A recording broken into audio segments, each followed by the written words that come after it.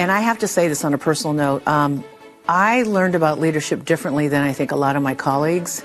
And in Indian country, Uncle Billy used to say that, you lead to leave, and you're bringing up this next set of leaders. Well, that's former Seattle City Council President Deborah Juarez talking to me at the end of 2023, at the end of her second term on Seattle Channel. She was talking about leading to leave, quoting one of her heroes, the Native American leader and activist Billy Frank Jr. But now it appears Juarez is coming back. She's thrown her hat into the ring to fill the D5 position that she left. How will that affect the council, and how will a new court ruling impact the council's plans to build a controversial makerspace in the SODO neighborhood? Plus, clothing might have to go back on, which means the gloves are off in a fight over a nude beach in Denny Blaine Park. So welcome once again to Seattle News, Views, and Brews, your coffee break political podcast. I'm Brian Callanan. I'm a host on the Seattle Channel. The views expressed here are mine. I am with my friend and co-host, David Croman of the Seattle Times, City Hall reporter there. David, I got to jump on this one with you early on baseball here. Cal Raleigh winning the Major League Baseball Home Run Derby. Where does that rank in Seattle's top sports moments? What do you think about that? Yeah, I think it'll be up there. I was thinking about Cal Raleigh, and he hasn't actually been with the Mariners that long, but right. I think even still, he's already cemented himself as a top Mariner. I think he could quit baseball at the end of the season, and he would hold that title. And winning, we still talk about and see highlights from Ken Griffey Jr.'s victorious home run derbies, and adding Cal Raleigh to that is incredible. That's Although it's very sweet. Mariners fandom of me to feel really uneasy about how good things have felt for Mariners, being a Mariners fan over the last few days. A little too good. Yeah. I'm just expecting a crash here anytime. No, I think that's par for the course. We'll see what happens in the second half. Well, David, thank you for joining me. Thanks also to our background noise sponsor, City Grind Espresso on the first floor of City Hall. Thanks especially to the patrons of the show. You can become one of those cool kids for as low as $5 a month. You can always give more, too. You'll get access to our patrons' first content. You'll even get your own decal. Looks like that. Pretty snazzy. I've sent out a few of these over the past couple weeks here. Make sure you check out Seattle News, Views, and Brews and support the show on Patreon. Also, find this podcast on Converge Media. The video version is on Converge Wednesday nights at 7 p.m. All right, let's get rolling with Right Here, Right Now. Our top story again this week, finding a replacement for departing District 5 council member Kathy Moore. Last week, at the time I posted this podcast, only 7 people had signed up for the job, but over the next 24 hours, 15 more people got their application in, and one of them was former council president Deborah Juarez.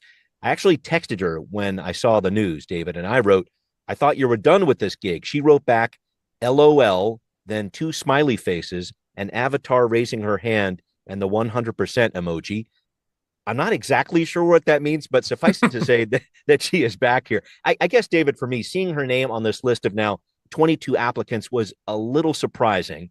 And also, it feels like easily she's the lead candidate here, right? Yes, to both of those things. I was very surprised. I think I did a double exclamation point to the person who first sent me the list.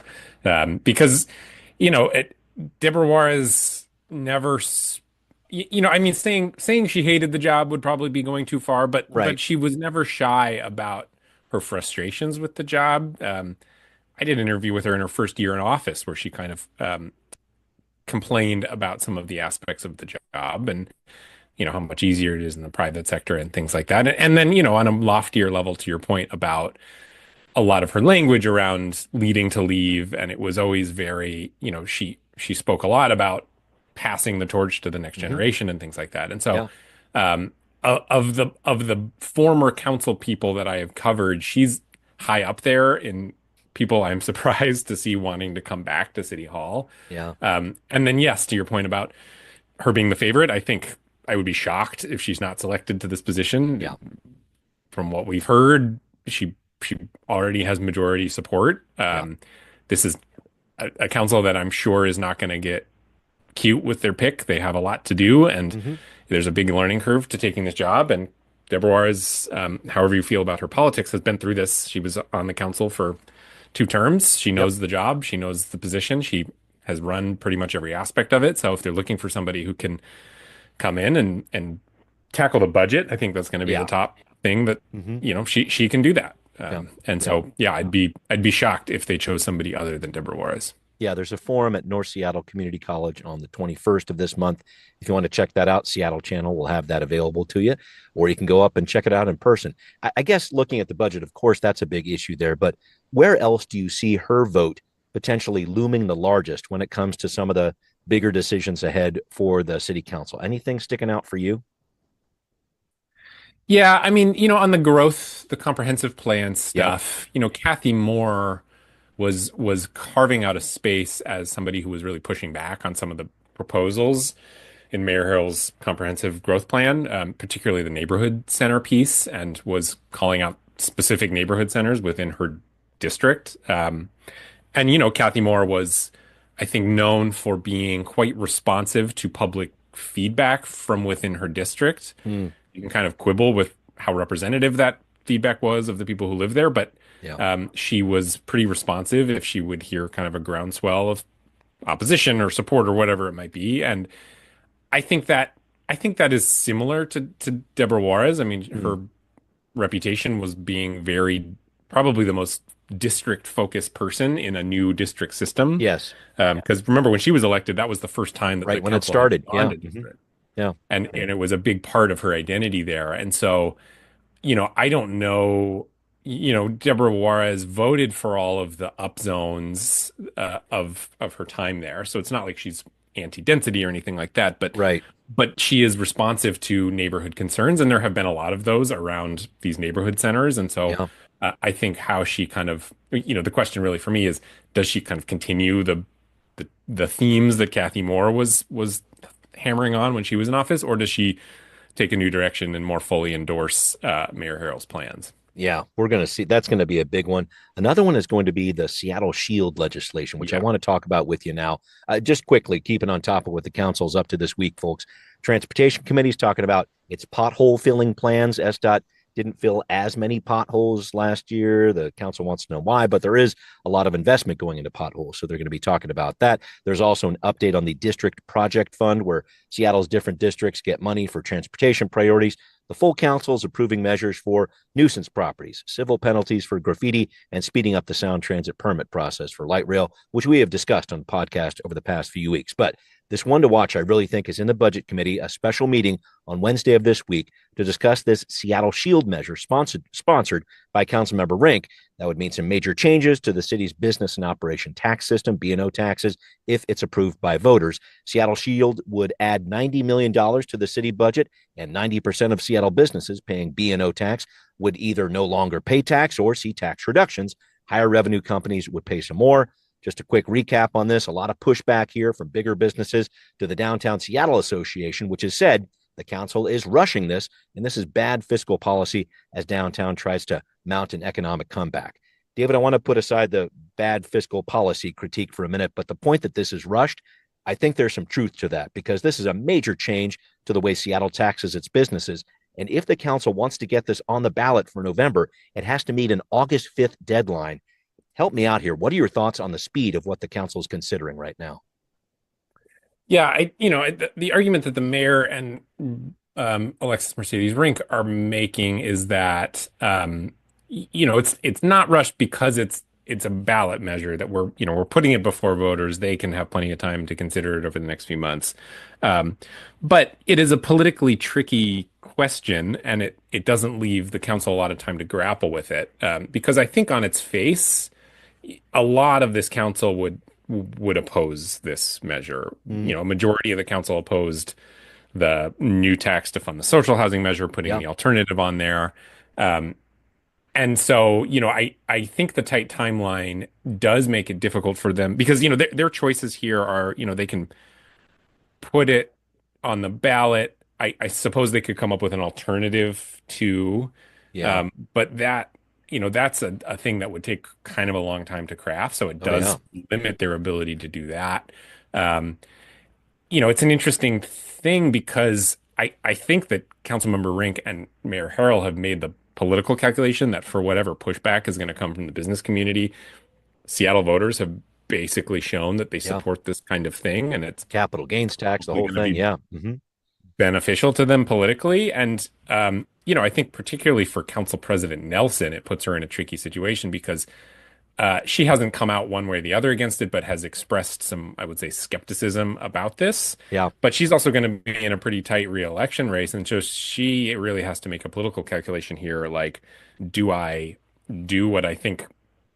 What my hunch is, my hunch is that she would like to vote against this. But it is, like I said, kind of politically tricky for her to go on the record as opposing something like this. So, there's a lot of considerations to make in not very much time. Very true. And Councilmember Rink put out a letter recently asking her colleagues at the city and state level, for that matter, to condemn federal funding cuts from the Trump administration and support Seattle Shield, and additionally criticize the state legislature for not doing enough to generate progressive revenue. 5 members of the city council signed on here: Rink, Strauss, Hollingsworth, Solomon, and Saka. So that would indicate potentially we've got the support for Seattle Shield within the council, even as it stands, even before Councilmember Juarez, if she does come on, comes back on. You've got Council President Nelson, Council members Rivera and Kettle that did not sign on here. I just wanted to get your take on what you made of this letter signing business, because I think it was at least a little bit of virtue signaling here. And I just trying to figure out what it means that 3 council members did not sign on to it. Yeah, I think it was a good bit of politics from Mercedes Rink. Cleverly done, yeah. Cleverly done. It's got a good top line headline. I oppose President Trump's cuts, and who in City Hall would be opposed to that? But it does also include some commitments to things that I think the rest of the council is uncomfortable with, and particularly condemning kind of like state cuts. That's a pretty big leap for, I think, some of the council members to make to criticize the Democrats and Governor Bob Ferguson in the legislature. I think a few of them, might say that the state went too far in raising taxes. So it's interesting. I think it's a good point, though, that, like, for example, Councilmember Saka was at the press conference, yes, announcing the business and occupation tax change.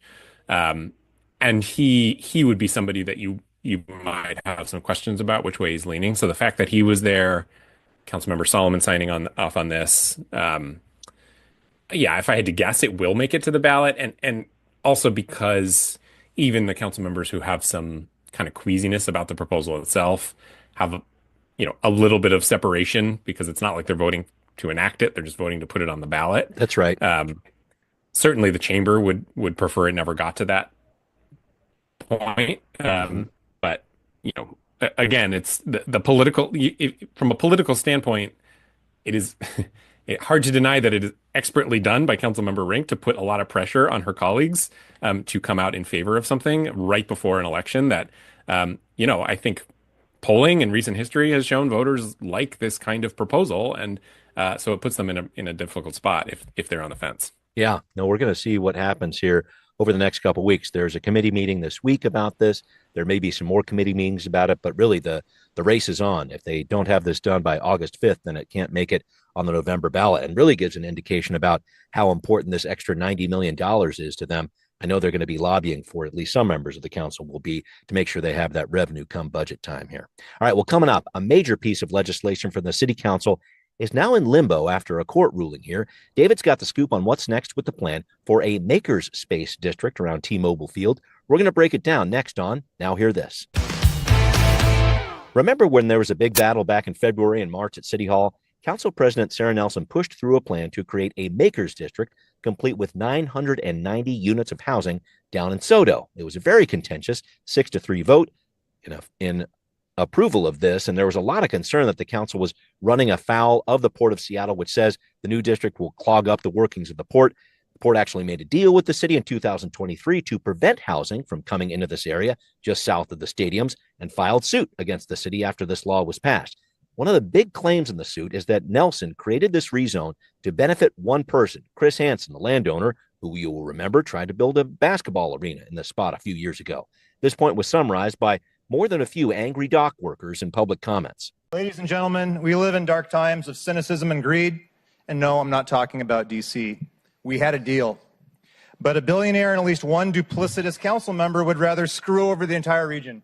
Charlie Bendock, the longshoreman there, speaking back in February. Here we are in July, and this new ordinance the council was putting in place here was supposed to go into effect in June. But David, that's now been put on hold, as you reported, by a King County Superior Court judge. now the port is going to hold a deposition here. What's going on? Yeah, this is interesting. This is a land use appeal, and at the risk of getting too far in the weeds, the debate is basically over whether or not this bill is a land use decision, which is, are you doing this for to make way for a specific project to benefit a specific person?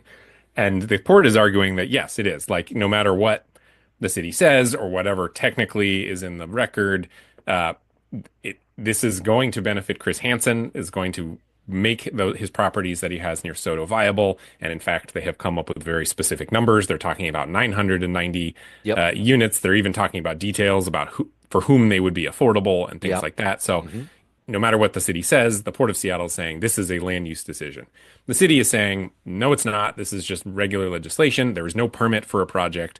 There is no land use there's no land use decision to make yet. We will probably get there, in which case we can have that fight, but we're not there yet.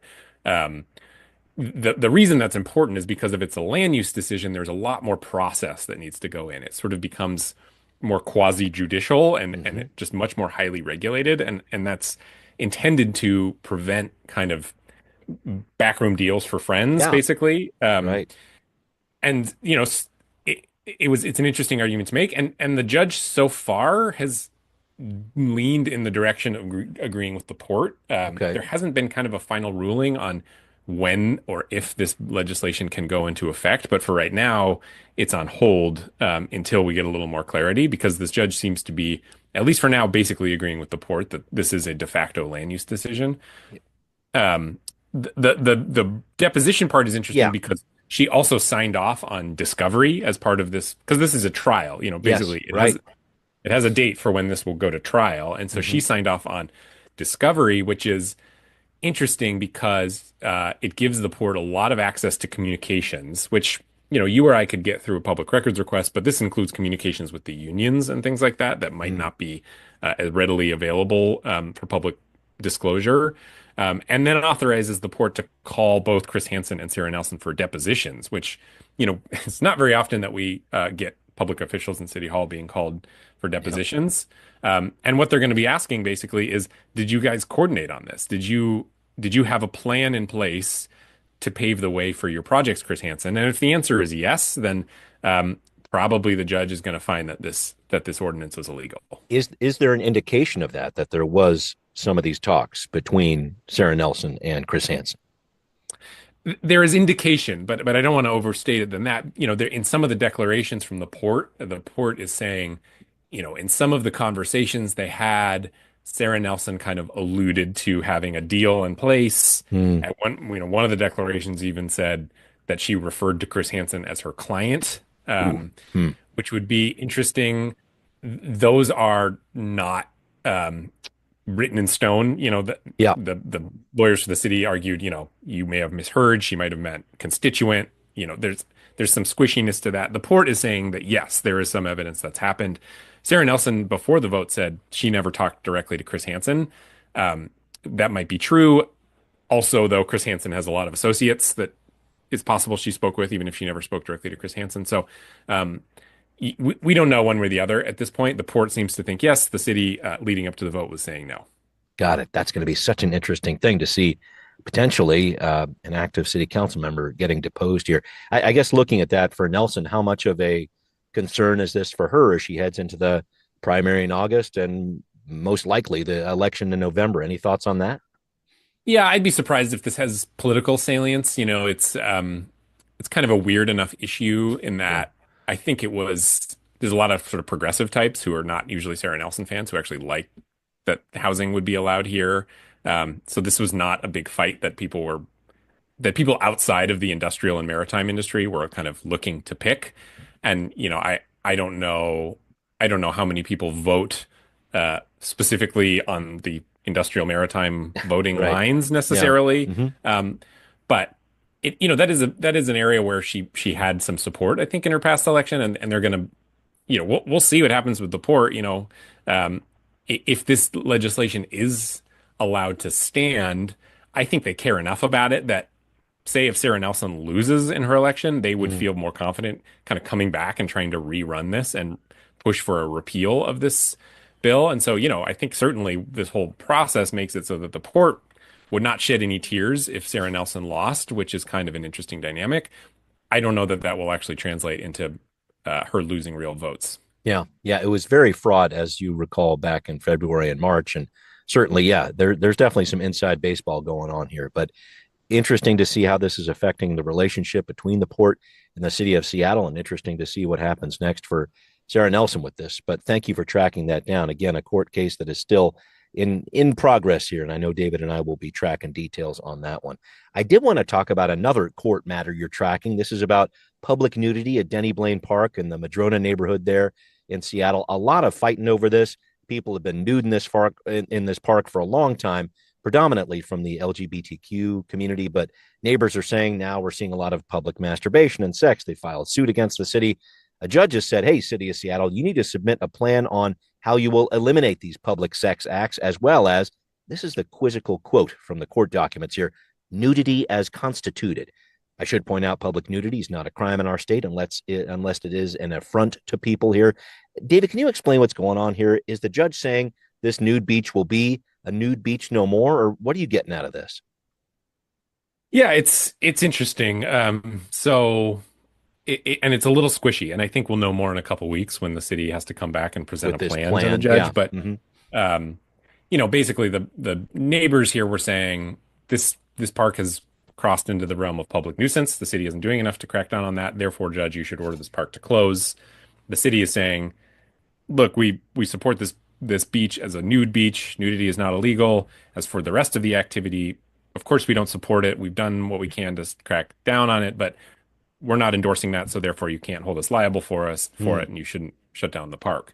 The judge kind of went down the middle here. He didn't close he basically agreed with the neighbor's case, but he didn't close the park. Instead, ordering the city to come up with a plan in 2 weeks to solve these problems. And he gave that order, but it was left unclear what he meant, what he was kind of including in that umbrella. So the city's lawyer at the end asked, Judge, are you talking about nudity here? And he said, kind of thought about it for a second and said, yeah, I am. Nudity is constituted. And so, that leaves open the question of, what does nudity as constituted mean? Does that mean that there is some different kind of nudity that will be allowed there? Yeah. Like you said, nudity itself is not illegal, and the city has gone on record supporting this park as a nude beach. They said it is in the public interest of the city to keep this as a nude beach. And so, what's happening here is you kind of are, trying to split two issues, which is kind of typical nudity and inappropriate nudity, and where the line is between those two things, and where the line is between, the state law says nudity is allowed except for when it causes affront or alarm. So when is something sure causing sounds like that's happening here? Yeah. Okay.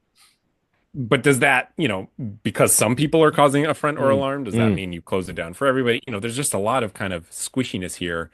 As for the broader picture, it's, and why people should or care so much about this one beach. It's kind of interesting because I feel like it has become this microcosm for Seattle politics, which is you've got kind of rich people lobbying for cleaning up public disorder, and then you've got the LGBTQ community advocating for safe space, and it's kind of got all this. It's this stew of how do you prioritize police resources and who gets influence in City Hall, right? The gentrification of the city, and it's just there's a lot kind of wrapped up in this one little park, and so as a result, it's become kind of a political hot button topic. Big time. And just to wrap up on this, you mentioned in your piece a trial is scheduled for April of next year if the case isn't settled by then. Do you see this going to the courtroom? And if not, this is the big question I have: what would some sort of settlement look like? Do you have any ideas on that? Thoughts? No, I don't see it going to trial. I mean, mostly because almost nothing ever goes to trial, and this feels like a very settleable case. My expectation would be they come up with some kind of enforcement plan. I don't know what it is. Maybe the city agrees to pay for more security there or something. They have. I will say that the two sides have tried to kind of come up with a solution, and right. so far failed. But maybe. being under the watch of a judge will kind of spur that. Okay. Because I don't know that anyone actually wants this to go to trial. Yeah, yeah, nudity on trial. I don't even want to begin to think about how the protests outside that would be in the city of Seattle. Watch out. All right, well, we'll see what happens there, David. Thank you for tracking that one down. In a couple of weeks, we should hear this plan from the city, so hopefully some more details then. But coming up, the Seattle Police Department's new video surveillance system, well, they're online this week, but not everybody's so excited about how they might reduce crime. Look at the Real-Time Crime Center, what's happening with video surveillance there, here on What's Next. David, your colleague Mike Carter wrote about the city's new Real-Time Crime Center camera surveillance system getting up and running this week along Aurora Avenue North and downtown Chinatown ID2. He wrote about the chilling effect the Trump administration has had when it comes to expanding technology like this, a concern echoed by the American Civil Liberties Union that video information of this nature could be used by Trump's ICE teams to round up people and deport them. City officials are saying that's not going to happen, but the ACLU says the concern is real, just a serious potential for abuse. I thought it was interesting that Mike brought this up again. I just wanted to get your general thoughts about this expanded surveillance program. What's happening with it right now? Yeah, I mean, it feels like this is the ultimate in start and stops. Seems like we've been kind of having this debate since I started covering City Hall. I have some recollection of touring a prototype of a real-time crime center in like 2016 in the Seattle Police Department. It's just there's been a lot of a lot of hand-wringing about the scope of surveillance capabilities for the Seattle Police Department. We have this ordinance that makes it so they have to go through a lot of process before they introduce any new technologies. Right. And it feels like it's very much in it caught in the pendulum swing of Seattle politics, which is that, when it swings towards people being more concerned about public safety, we see kind of an uptick in support for this stuff. When it swings back toward kind of greater concern for civil liberties and civil rights, there becomes more kind of pushback. I would say we're in the former right now. I think there was not the level of pushback against this kind of surveillance work there used to be. And I think there's a lot of reasons for that. I think public safety remains a pretty big concern for a lot of voters, and so they're willing to make that trade-off. They feel basically okay with Seattle having these surveillance technologies.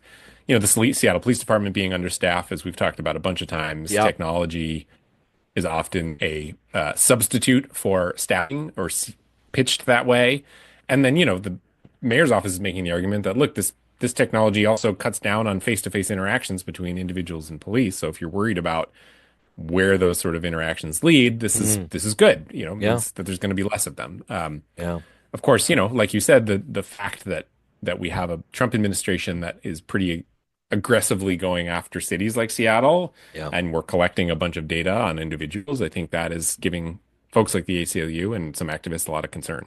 Yeah, and this whole line of thinking, we're all on camera anyway, everywhere. I've heard that from a few different public officials, including our new chief, Sean Barnes. So, what's adding 48 more with a plan for 17 more on top of that when the system is fully ready? I think that's the part where I hear what you're saying. The pendulum is kind of swinging that way to have more of this surveillance going. But I guess the other piece of this too, which I know we've discussed earlier, but is this something that's going to help the SPD prevent crime? It sounds like property crime, it's had some potential changes there in the places where this type of technology has been used, but the violent crime, not so much. That's the part where I think there's still some question marks. Yeah, that's right. I think for a lot of people, property crime is the crime that they interact with the most, though. I think that's where when people complain about crime, a lot of them, their personal experience has to do with property crime, which isn't to say other sorts of crime isn't horrible, but we hear this a lot when my colleague Danny Westney has been writing a lot of columns about crime dropping in Seattle and the political narratives around that, and the response we get to that often is, well, property crime is going vastly underreported, and it's hard to say whether or not that's true, but I do think it is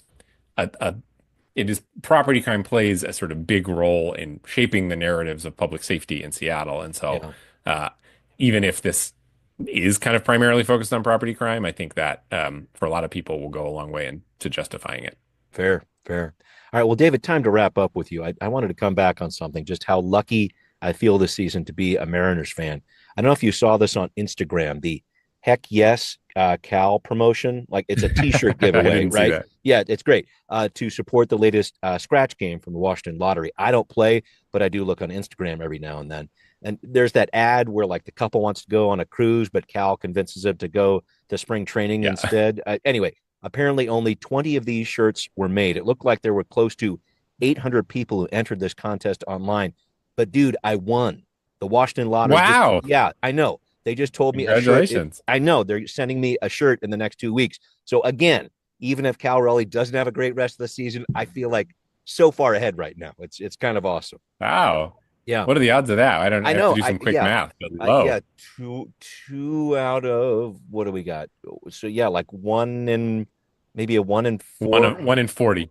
Yeah, 1 in 40 chance, which is, I guess that's about, I got the way it works. But hey, man. That's good. Yeah, good job. You're going to get a lot of comments on that when you wear that to your next game. Heck yeah. Yeah. And also being a graduate of the University of California at Berkeley, and they did the blue and gold here. It's kind of like a double up deal for me. I'm feeling pretty jazzed about it. Yeah. Yeah. So the company of greatness. That's we'll do like a shirt swap every now and then, see if we can share it out there. Well, thank you, David. Thanks to everybody listening, also to Seattle News, Views, and Brews, where you can always find out what's brewing in local politics. Thanks again to patrons who support the show. If you're not a patron, make that happen. Please consider a pledge of $5 or more per month on Patreon to be a patron. It's a great deal. You can hear this podcast on Apple, Spotify, wherever you download. We are there. Share that stream. Make sure you let people know what's going on. Thanks also for watching on Converge Media. We will see you next time.